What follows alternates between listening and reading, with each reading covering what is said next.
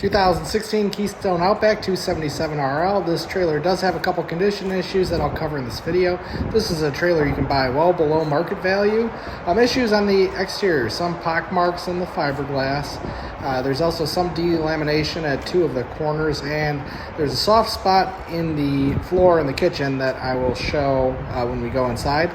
On the plus side, you have two big slide outs. You have a metal wrapped awning to reduce wear and tear on the fabric. There's an outside kitchen. This does have a barreled roof, so plenty of headroom.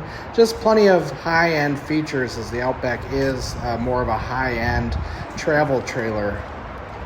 All right. So you have frameless windows. You do have a roof ladder. You can see the pitch to the roof to help with water runoff. Nice big deep slide outs.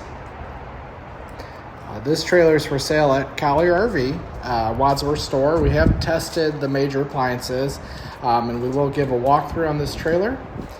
This trailer would also be able to be financed with extended term financing. Look at the front cap, looks excellent.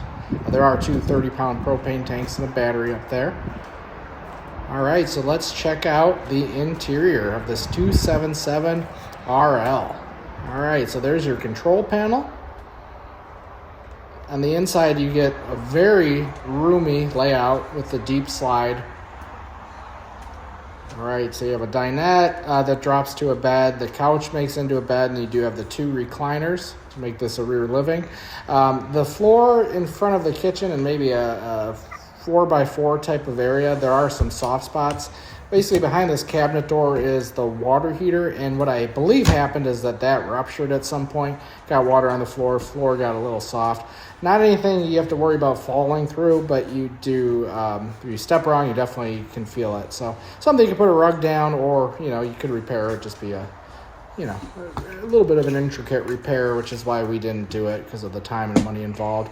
8 cubic foot gas electric refrigerator, nice and clean.